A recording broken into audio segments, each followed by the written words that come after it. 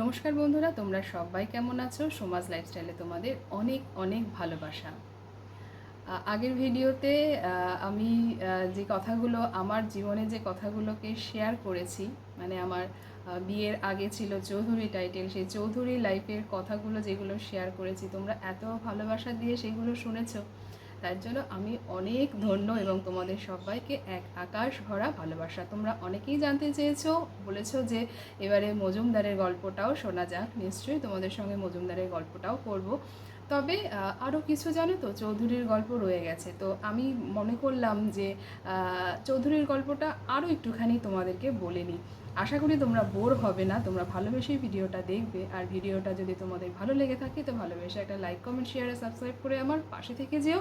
আর Facebook থেকে যে সকল বন্ধুরা আমার ভিডিওটি দেখছো, আমার প্রোফাইলটিকে ফলো করে আমার পাশে থেকে যাওয়ার একান্ত অনুরোধ রইল। তো চলো, চৌধুরীর গল্পটা আরও একটু বলে নিই।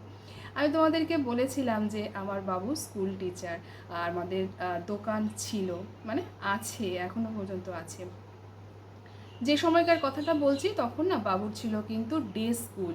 ওই ডে স্কুলে না ভীষণ সমস্যা হচ্ছিল বাবুর। দোকান সামলিয়ে আবার স্কুলে যাওয়া, শরীর ভীষণ ভীষণ ভীষণ খারাপ হয়ে গেছিলো, মানে আলসার, গ্যাস্ট্রিক আলসার যে বলে না, সেই গ্যাস্ট্রিক আলসার হয়ে গেছিলো। ঠিক অনিয়মিত খাওয়া দাওয়া হলে যা হয় আর কি, ঠিক মতন খেতে পারতো না, খাওয়ার তো সময় ছিল না, তো খাবে কী করে। দুপুরবেলা যখন 4:30টার সময় কি 5টার সময় দুপুরবেলা খেতে বসতো, দেখতাম তো মা যখন খেতে দিত এইটুকুনি ভাত, এইটুকুনি ডাল, ঝাল ছাড়া খাবার দাবার। যখন তার রোগটার কি ধরা পড়লো, পাতে দুটো অত শশার টুকরো, খেতে পারতো না, এক গাল দুগাল খেলো কি খেলো না, চলে যেত। অসম্ভব পেটে ব্যথা করতো, আমি দেখাতে পারছি কিনা জানি না তোমাদেরকে, গ্যাস্ট্রিক আলসারের ব্যথাটা যেরকম হয় আর কি। সেই যে আলসারটা ধরা পড়লো, এখনও কিন্তু তার বিদ্যমান রয়েই গেছে সেই রোগটা, কম কম বেশি আর কি। তাই ঝাল ছাড়া খাবার, তাই মা যখন রান্না করতো শুকনো লঙ্কা তো একদমই বাদ পড়ে গেল আমাদের। তখন কাঁচা লঙ্কা দিয়ে রান্না করা হতো, আর গোটা কাঁচা লঙ্কাই মা দিয়ে দিত। মাও খুব একটা ঝাল খেতে পারতো না, কিন্তু আমি জানি কোথা থেকে একটা ধুপ করে ঝাল খাওয়া শিখে গেছি। গিয়ে তারপরে এই হলো ব্যাপার। তখন না বাবু খুব মনমরা হয়ে পড়েছিল, শরীর খারাপ, দোকান টানতে পারছে না, স্কুল করতে পারছে না। তখন তার মাথায় একটা মানে কী বলতো ঘোরের মতন চলছিল। সে একটা ডিসিশন নিয়ে নিল, আমি স্কুলের চাকরিটা ছেড়ে দেব। আর স্কুলের চাকরিটা ছেড়ে দেব বলে সে অ্যাপ্লিকেশন জমাও করে দিল। এবং জমা করে দিয়ে এসে না সে মানসিকভাবে অসুস্থ হয়ে পড়লো, ভীষণভাবে তার শরীর খারাপও হয়ে পড়লো। দোকানে যায় যায় আর কি, যেতে হয়। আবার দোকানটা চালালেই তো হবে, দোকান তো করলেই হবে না, মাল আনতে যেতে হবে, শিয়ালদায় আসতো মাল আনতে।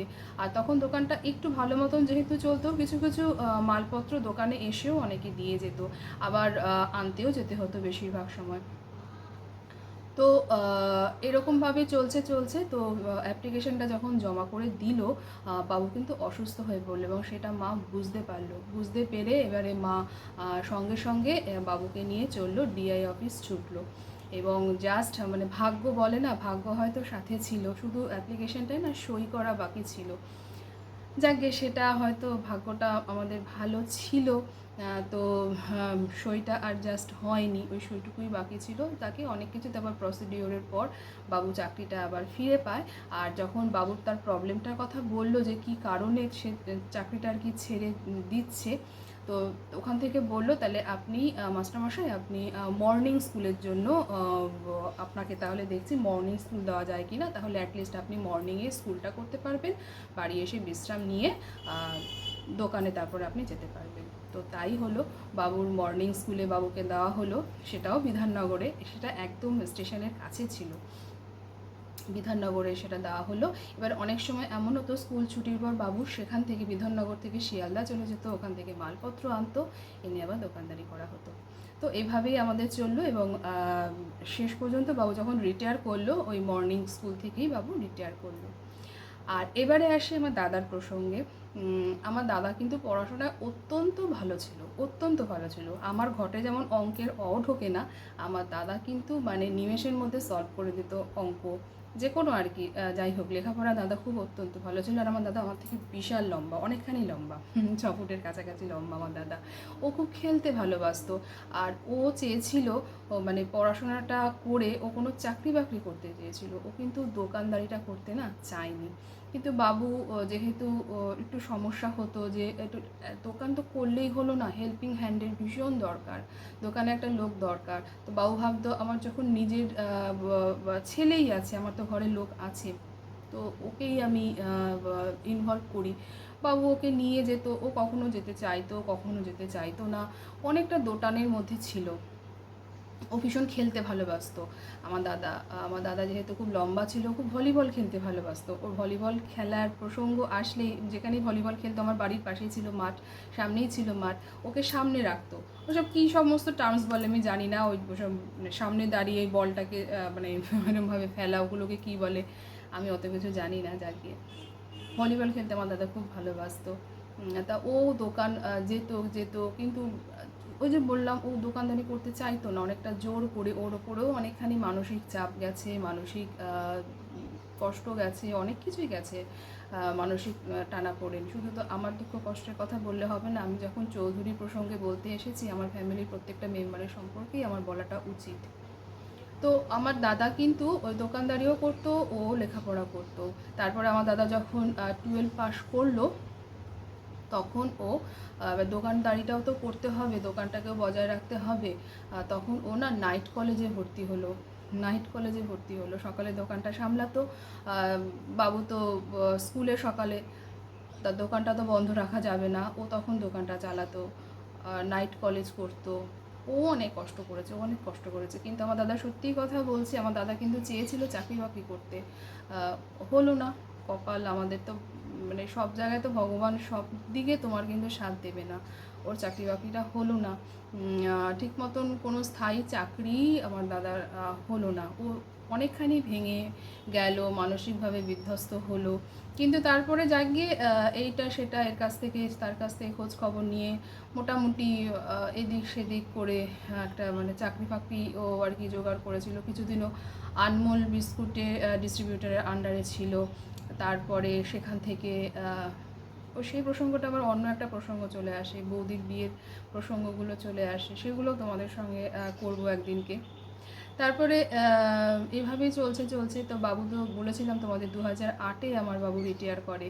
আর 2008-এ কিন্তু আমার মার অপারেশন হয়েছিল। আমার মার অপারেশন হয়েছে বলতে, আমার মার স্পাইনাল কর্ডে অপারেশন হয়েছে। মা বহু বছর ধরে মা কোমরে ব্যথায় ভুগতো, তার ট্রিটমেন্ট চলতো। আর আমার মা এত সুন্দর করে এই রোগটা আমাদের ভাই বোনের মধ্যে দিয়ে দিয়েছে না। আমার দাদারও কিন্তু এই কোমরের প্রবলেমটা আছে।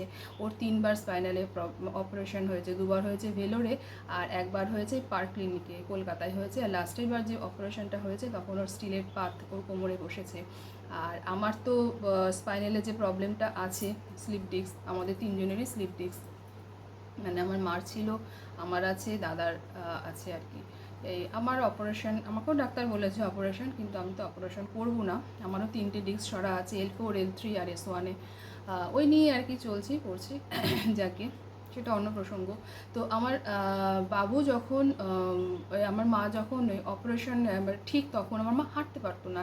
আমার মা এরকম ঝুঁকে পড়েছিল, একদম ঝুঁকে, হাঁটুতে হাতে ভর দিয়ে আর কি, হাঁটুতে হাত দিয়ে হাঁটতো, খুব কষ্ট হতো। এবং লাস্টে মাকে SSKM-এ যে SSKM-এ যে নিউরো, যেটা বাঙুরে মার অপারেশনে তারপরে ঠিক করা হয়।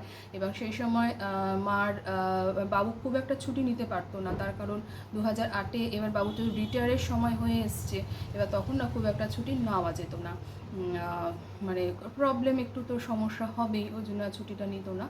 তো সেই সময় কিন্তু আমার মেজো মামা ভীষণই হেল্প করতো।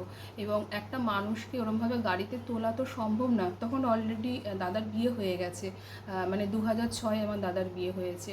মেজো মামাকে যখনই বলা হতো যে চলে আসিস কালকে, তো দিদিকে নিয়ে হসপিটালে দেখানোর কথা আছে, চেক আপ আছে, মেজো মামা সঙ্গে সঙ্গে পরের দিন ভোরবেলা চলে আসতো।